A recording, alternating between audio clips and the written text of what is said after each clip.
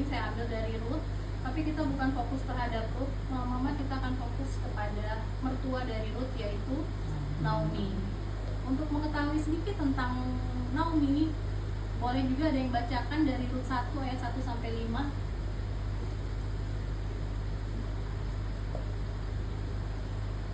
Kita buka Ruth 1 ayat 1 sampai 5, boleh? Boleh saya? Ya, boleh. Boleh, Mama. Ruth dan Naomi.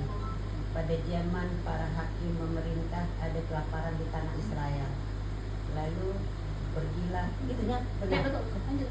Lalu pergilah seorang dari Betlehem Yehuda beserta istrinya dan kedua anaknya laki-laki ke daerah Moab untuk menetap di sana sebagai orang asing.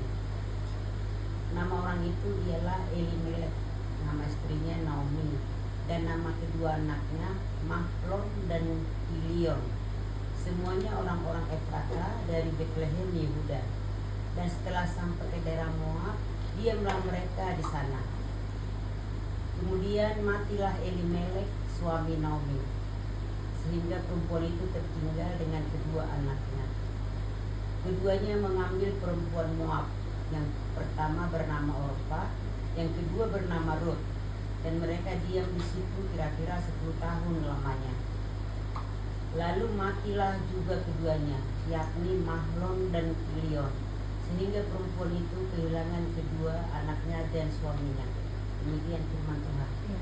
Jadi singkat cerita, Naomi dan keluarganya ini, Mam, tadi sudah dibacakan oleh Mama Albert. Naomi dan suaminya menetap di kota Bethlehem, tapi mereka mengalami yang namanya masa di mana Israel mengalami kelaparan.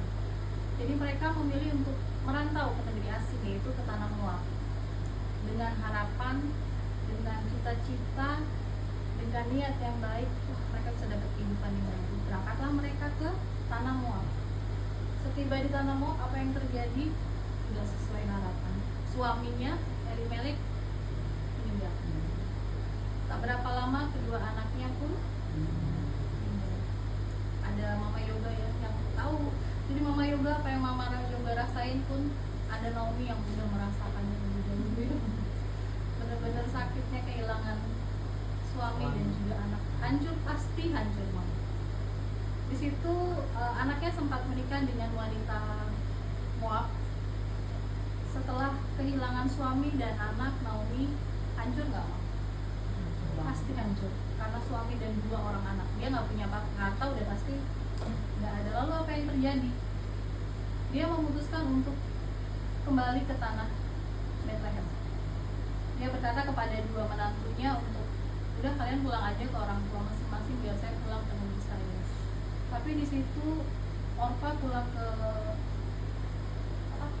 orang tuanya, sedangkan Ruth, dia mengatakan bahwa kemana Naomi pergi dia akan ikut, di mana Naomi bermalam dia akan ikut. Allah yang Naomi sembah, Ruth pun akan menyembah. Jadi orang Moab ini adalah orang-orang yang tidak percaya akan Tuhan, beda dengan orang bangsa Israel. Lalu di saat di sini kita bisa ambil pelajaran dari Naomi. Naomi juga merasakan kehilangan, hancur pasti. Tapi Naomi masih mau menatap masa depan. Dia mau pergi ke ya, sesampainya dia di Bethlehem, di pintu Bethlehem, terkejutlah orang-orang, mama-mama lain. Itu Naomi ya? Bergunjinglah mereka, itu Naomi kah? Naomi yang datang masih dengan penuh rasa hancur. Dia berkata di ayat 20 sampai 22 tadi, jangan panggil aku Naomi. Jadi mama Naomi dalam bahasa Ibrani itu artinya kesenangan, joy, apalagi sesuatu yang menyenangkan. Sedangkan perasaan dia adalah hancur lebur. Jadi dia berkata di ayat itu, jangan panggil aku Naomi. Dia berkata kepada orang-orang di Bethlehem itu, jangan panggil aku Naomi, tapi panggil aku, di ayat berapa itu, Mam? Ayat 22, 21, Mara. Mara dalam bahasa Ibrani artinya adalah kepahitan. Naomi hancur sehancur-hancurnya, makanya dia merasa jangan panggil aku Naomi. Itu kita rasain juga nggak? Pasti ya. Ada satu tokoh lagi di Alkitab yang juga bahkan mengutuk hari lahirnya, yaitu Ayub. Ayub berkata bahwa Tuhan, saya lupa ayatnya, dia mengutuk hari lahirnya, dia berharap seandainya hari dia dilahirkan itu hilang, karena kekecewaan yang begitu berat yang dia rasakan, sama dengan yang kita rasakan. Sesampainya dia di Israel bersama dengan Rut mendampinginya, kalau Naomi tetap tinggal di Moab, tetap berputus asa, apa yang terjadi? Nanti di akhir akan saya ceritakan bahwa Tuhan itu punya rencana buat Naomi. Di saat dia tidak tahu, tapi ternyata Tuhan punya rencana yang sangat besar untuk Naomi. Jadi di sini ada beberapa pelajaran yang bisa kita ambil dari Naomi, bahwa satu, kehilangan itu pasti terjadi ya. Dia kehilangan suami, kehilangan kedua anaknya, mau tidak mau itu pasti akan terjadi. Makanya kalau ada hal yang saya pelajari juga dari kehilangan anak, maaf ya, mungkin mama ada yang nggak kurang serap, tapi buat saya, jangan berharap dengan manusia. Pelajaran yang saya satu ambil dari setelah anak saya berpulang, jangan berharap pada manusia. Manusia bisa sakit, manusia bisa mengecewakan, manusia bisa meninggal. Satu-satunya harapan yang kita bisa taruhnya kepada siapa? Kepada Tuhan. Kita nggak bisa berharap kepada manusia, kepada harta, kepada jabatan. Kita mengasihi Tuhan itu karena Tuhan, coba renungkan, atau karena Tuhan memberikan kita anak. Saat Tuhan ambil anak kita mesti mencintai Tuhan nggak? Coba kita renungkan sama-sama, karena itu suatu teguran juga buat saya. Ini saya khotbah ini sangat berat, karena apa yang saya sampaikan harus saya refleksikan kembali ke saya juga. Saya juga harus, iya juga ya. Kalau Tuhan kasih kita kesehatan, kita bersyukur sama Tuhan. Kalau kesehatan kita diambil, kalau pesta kita sama Tuhan, harta kita diambil, bagaimana? Jadi sama siapa kita bisa mengharapkan? Benar-benar berharap kepada Tuhan. Hanya itu sama seperti Naomi. Naomi hancur, pasti hancur, tapi dia masih mempunyai harapan. Makanya dia pergi kembali ke tanah Israel. Harapannya itu pasti tipis, tapi dia tetap punya keyakinan pada Tuhan. Saat ini kita nggak ngerti ya, aku dengar cerita Mama Belis juga, kenapa ya Tuhan? Kita nggak akan ngerti. Dan mungkin ini pertanyaan yang saya sampai cari ke semua pendeta. Saya selalu cari pendeta. Saya mau tanya, kenapa? Ada kali 10 pendeta saya tanya. Karena saya tidak mendapatkan jawaban dari why question. Kalau saya terus bertanya di situ, Naomi bisa loh dia hancur, dia sama seperti kita, udah, saya nggak mau lagi mau menyembah Tuhan. Dia terpuruk di situ, dia nggak kembali ke tanah Israel. Rencana yang Tuhan udah atur nggak akan terjadi. Tapi Naomi mengikuti Tuhan, dia pergi ke tanah Israel dengan harapan dan iman hanya kepada Tuhan. Kehilangan itu mau tidak mau harus terjadi. Harapan kita hanya kepada Tuhan.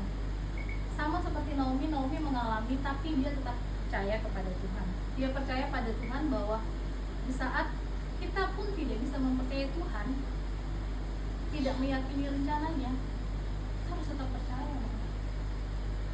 Saya cuma bisa bilang Mama Bel, percaya aja sama Tuhan. Hanya bisa percaya sama Tuhan.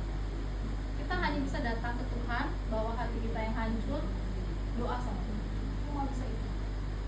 Ada sebuah ilustrasi, kalau Mama pernah dengar tentang petani yang akan membawa hasil ladangnya ke kota. Jadi bisa petani dan sebuah mobil pick up. Ada yang pernah dengar Mama? Udah dengar ya? Itu ceritanya petani ini akan membawa hasil panennya, tetapi yang tempat tujuannya agak jauh. Lalu ada mobil pick up datang. Akhirnya dia bilang, saya boleh menumpang nggak di pick up kamu? Oh iya boleh, kata sopirnya. Naik. Dia berhenti bawaan saya banyak nih, dia naik, baru beberapa saat berjalan dia ketok mobilnya, stop stop stop, saya nggak mau naik mobil ini lagi. Sopirnya bingung, kok nggak mau? Sopirnya turun, kenapa? Saya nggak mau, saya nggak bisa, malah saya kesulitan di mobil pickup ini dengan bawaan saya. Begitu dia lihat si Tani itu, ya, tahu nggak mam dia bawa hasil panennya gimana? Hasil panennya dia pikul, lalu dia naik ke mobil pickup, tetap dia pikul. Jadi begitu mobil itu berjalan lewat jalan rusak, dia kelempar-lempar dengan beban ini. Sama seperti kita, mam. Kita kadang datang ke Tuhan berdoa, Tuhan begini. Setelah selesai berdoa, apa yang kita lakuin? Kita masih gendong beban itu di sini. Kita masih gendong kesedihan kita di sini. Kita cuma datang ke Tuhan, Tuhan, aku sedih. Tapi setelah itu kita bawa lagi di sini. Please serahkan semua sama Tuhan. Ilustrasi tadi mengajarkan kita untuk apa, mam? Berserah. Berserah sama Tuhan, menyerahkan beban hidup. Jangan kita gemblok lagi di sini. Berat, mam, kalau kita gendong di sini terus beban kita. Pertanyaan-pertanyaan itu kita gendong di sini. Tetapi kalau kita serahkan kepada Tuhan, kita biarkan itu menjadi bagian dari Tuhan, apa yang terjadi? Kita memberikan Tuhan bagian Tuhan dan kita menyelesaikan bagian kita. Kalau kita pegang terus, kita akan pasti mengeluh terus, mam. Pasti itu akan ada. Pasti akan mengeluh terus. Boleh ada mam yang baca Matius 11 ayat 28?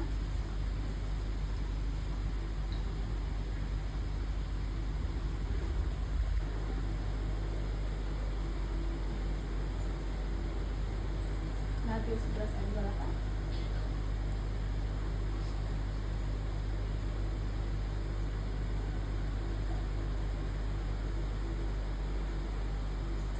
Ada yang tidak mau? Matius 11 ayat 28.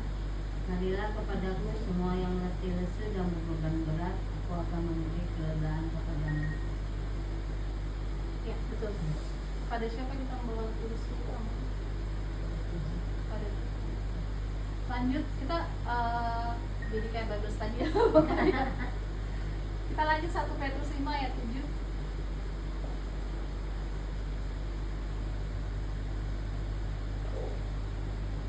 Petrus 5 ayat 7. Serahkanlah segala kekhawatiranmu kepadanya, sebab Ia yang memelihara kamu. Silakan kepada sebenarnya kunci jawaban pertanyaan kita semua ada di dalam Alkitab. Cuma terkadang duka cita kita terlalu menutupi. Seperti saya bilang tadi, bebannya ada di pundak kita, kita gemblok terus, kita bawa kemana-mana terus. Jawabannya semua ada di dalam Alkitab. Lalu pelajaran yang kedua yang bisa kita ambil dari kisah Naomi ini adalah bahwa dia tidak pernah putus harapan. Tetap ada harapan. Di ayat 22 tadi disebut bahwa Naomi dan Ruth tiba di Israel pada saat permulaan musim jelai. Jelai itu sejenis gandum ya, mam. Sejenis gandum yang dikonsumsi oleh mereka pada saat itu. Bagi orang Yahudi, musim panen itu ada maknanya loh, mam. Ada yang tahu nggak, mam? Itu adalah makna kita memanen itu apa ya? Bersuka cita ya. Adalah permulaan baru. Jadi Tuhan sudah mempunyai rencana bahwa Naomi tiba di sana pada saat musim jelek, bahwa akan ada permulaan dan harapan yang baru. Memang sulit ya, Mak, kita untuk percaya sama Tuhan. Apa sih Tuhan, rencana Tuhan? Tapi kita belajar, sama-sama belajar dari Naomi. Jangan pernah putus harapan. Saat ini kita nggak bisa mengerti mengapa itu nggak bisa. Saya ngalamin 2 ya waktu kehilangan. 1, saya bertanya banyak pada Tuhan. Pertanyaan yang Tuhan kenapa? The why question. Kenapa Tuhan? Tapi jawabannya tidak ada. Tapi kita coba buka Ulangan 29 ayat 29 ya.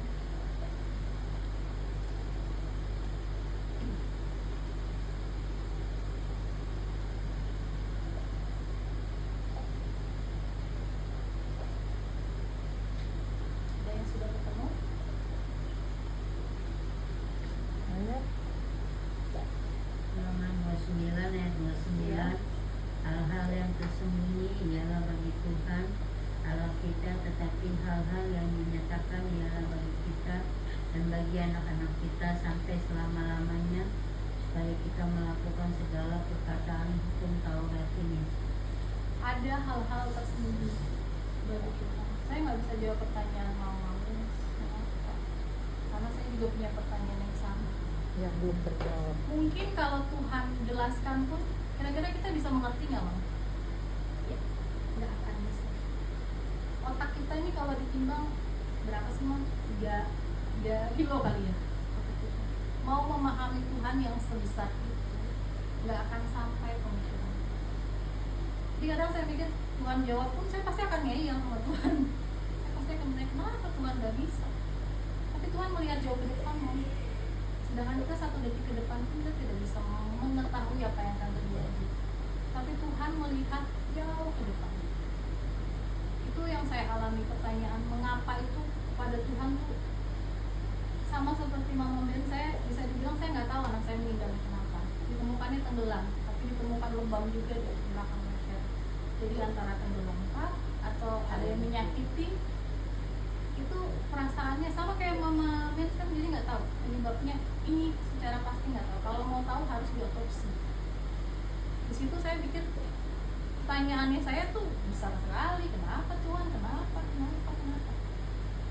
Tapi saya menemukan ayat itu, Ulangan 29, ada hal-hal yang tersembunyi. Kalau Tuhan mengizinkan, Tuhan akan kasih pemahaman sendiri ke kita berjalannya waktu. Tetapi jika sampai kita berpulang ke Tuhan, kita nggak ngerti, itu adalah misteri Tuhan. Itu adalah kedaulatan Tuhan. Itu adalah ranah yang kita nggak bisa. Kenapa sih Tuhan kalau begitu? Itu kedaulatan Tuhan. Akhirnya saya sudah stop, berhenti bertanya kepada Tuhan. Tapi apa yang terjadi, Mam? Saya bertanya ke diri saya sendiri. Dan akhirnya timbullah rasa bersalah. Pasti juga dirasakan oleh mama-mama semua, betul? Kenapa saya nggak cepat-cepat coba rumah sakit? Kenapa pihak sekolah nggak kasih tahu saya? Kenapa anak saya nggak cerita saya? Kenapa saya nggak peka? Kenapa saya ngizinin anak saya pergi? Kenapa saya nggak larang anak saya? Kenapa saya nggak tahu dia ada penyakit? Kenapa saya nggak lebih peka? Saya berpikir ke diri saya sendiri, wah kamu ibu yang nggak baik, saya bakal merasa saya menyalahkan anak saya sendiri. Karena bagaimana mungkin saya seorang ibu nggak bisa melindungi anak saya? Anak yang telah dititipkan harus saya lindungi, tapi saya nggak bisa. Saya setiap hari itu ke saya. Yang terjadi apa, Mam? Menggerobot. Mam tahu buah kan pada akhirnya akan busuk ya. Buah di pohon pun akan busuk ya. Dia busuk bukan dari luar, tapi dari dalam.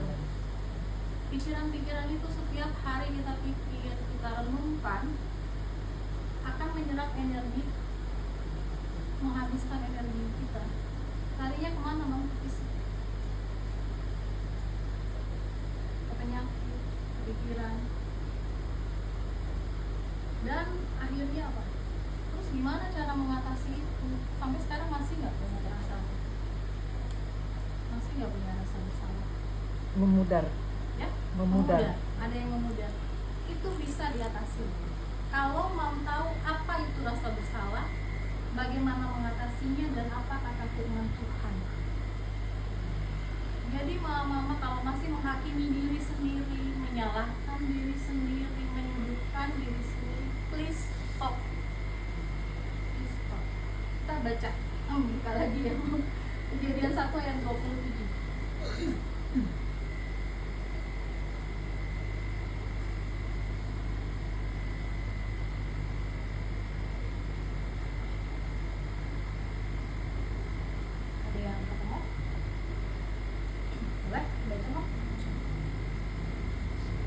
Maka Allah menciptakan manusia itu menurut gambarnya. Menurut gambar Allah diciptakannya dia, laki-laki dan perempuan diciptakannya mereka. Kita adalah gambaran ciptaan Tuhan, serupa dengan Tuhan. Kalau kita menyebutkan menurunkan standar manusia diri kita dari yang seharusnya, kita sama saja merendahkan Tuhan. Tuhan sudah menciptakan kita ini sempurna. Jadi please stop menyudutkan diri sendiri. Rasa bersalah itu timbul karena kita masih menggenggam erat masa lalu mama-mama. Kejadiannya udah nggak bisa kita rubah. Maaf sekali saya harus ngomong. Kejadiannya nggak bisa kita rubah. Lalu apa yang bisa kita rubah? Respon kita, Pikiran Mam. kita. Cara berpikir kita, Mam. Kejadiannya sudah nggak bisa. Itu sudah kehendak Tuhan. Kalau kita ingin mengontrol di masa lalu apa yang sesuai keinginan kita, akhirnya kita akan depresi. Nggak enak, Mam, depresi itu. Depresi itu nggak enak. Pasti sudah ada yang mengalami di sini, betul? Itu sakit, melelahkan. Jadi please, begini, Mam. Saya sampai di titik dimana saya mengaku sama Tuhan, Tuhan ampuni saya salah, saya mungkin nggak peka terhadap anak saya mungkin ada kesalahan dalam membimbing dia, dalam mendidik dia, saya mungkin ada salah begini, salah begitu, saya mau ampun sama Tuhan. Kira-kira Tuhan mengampuni nggak? Kira-kira Tuhan ampuni nggak? Ampuni. Sudah selesai kan, Mam? Tuhan mengampuni kita. Sejauh timur dari barat, sejauh itu Tuhan membuang dosa kita. Lalu iblis senang nggak kalau kita sudah berdamai dengan Tuhan? Enggak. Iblis kira-kira apa yang akan terjadi? Muncullah rasa-rasa bersalah itu, Mam. Semakin kita muncul sedikit aja rasa bersalah, iblis itu bersorak. Di situ dia akan menarik kita lagi jauh dari Tuhan, menjauhkan lagi kita jauh dari Tuhan. Lalu apa? Semakin kita tenggelam dalam depresi, semakin jauh dari Tuhan. Jadi rasa bersalah itu harus hati-hati, Mam. Kalau memang kita ada perasaan yang ini salahku atau ini, ya kita datang aja ke Tuhan, mohon ampun, Tuhan ampun. Sudah, Mam. Tuhan putuskan. Tuhan nggak ada loh di Alkitab, kok kamu tuh seharusnya begini, ada nggak seperti itu? Seharusnya kamu begini, seharusnya kamu begitu, nggak ada, Mam. Itu hanya perasaan psikologis kita yang muncul di dalam pikiran kita. Perasaan seharusnya saya begini, seharusnya saya begitu, itu adalah pikiran-pikiran kita, dan itu menyerangnya cukup intens loh. Kalau saya intens sekali gitu. Tapi saya harap mudah-mudahan mama-mama juga semakin berjalannya waktu, Tuhan akan tempatkan damai sejahtera. Sama seperti Naomi yang bahwa dia merasa bahwa dia mengalami titik terburuk dalam hidupnya, tapi Tuhan hadir di situ. Mama perhatikan nggak? Kita sering mengeluh gini, Tuhan di mana sih? Aku menangis sendiri, Tuhan di mana sih? Tuhan di mana? Dalam Rut tadi, Mam, bilang bahwa Naomi pergi bersama Rut. Ternyata Tuhan mengirimkan Rut untuk mendampingi. Rut pun juga kehilangan suami. Jadi mereka saling support. Buat saya PMI ini perpanjangan tangan Tuhan loh. Melalui Mama Cliff membentuk grup ini, buat saya ini adalah cara Tuhan untuk menolong kita. Karena saya ketemu PMI ini kejadian ini 2022, PMI 2023 awal saya pertama kali join waktu ibadah pertama itu. Di situ saya semakin kuat. Semoga hal yang sama juga bisa menguatkan mama-mama ya. Karena justru saat kita bersama dalam merasakan perasaan yang senasib, di situ kita bisa bangkit lebih cepat.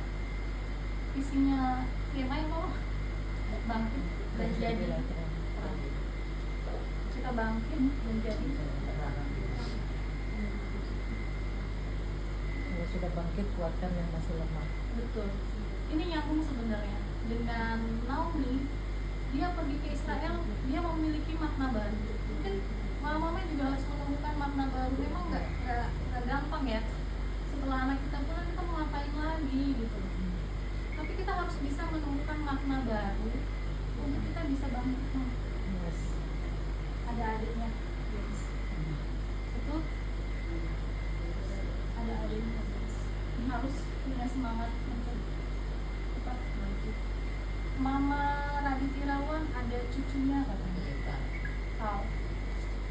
makna-makna itu Mam, hal-hal kecil. Saya ada berkenalan dengan mama juga, mama baru di TikTok, tapi belum bisa join katanya. Kami intens japrian aja. Dia bercerita bahwa dia setiap minggu kalau udah ingin anak, dia ke dapur aja masak seadanya, bikin makanan mungkin 10 box. Dia pergi keluar, dia cari tukang ojek atau apa, dia bagi-bagi. Dia bilang itu hal simpel sih, tapi buat saya jadi merasa oh saya masih berguna. Itu hal simpel loh Bang, tapi ngaruhnya besar loh ke jiwa kita. Oh saya masih bisa berguna buat orang lain. Kamu kan hal-hal yang bisa membangkitkan kita untuk bisa bangkit, kemudian menguatkan orang lain. Itu. Lalu yang terakhir adalah Allah mempunyai rencana terhadap Naomi.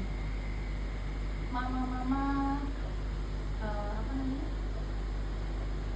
pada akhirnya Ruth menantunya tadi menikah dengan Boaz. Oh, tahu baca kisahnya ya, dia menikah dengan Boaz.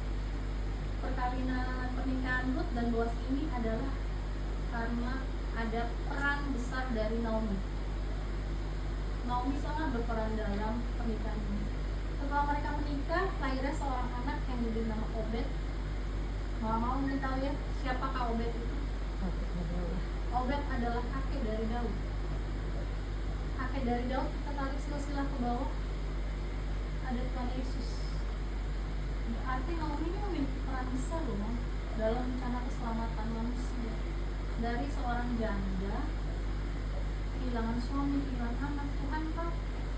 Percaya nggak Mam, kita di sini pasti Tuhan punya rencana buat kita. Tuhan pasti mau kita berguna bagi sama kita, keluarga kita. Awal simpel aja dengan kalau kita masih dikasih nafas, berarti masih ada nih, ada sesuatu nih yang Tuhan mau pakai buat kita.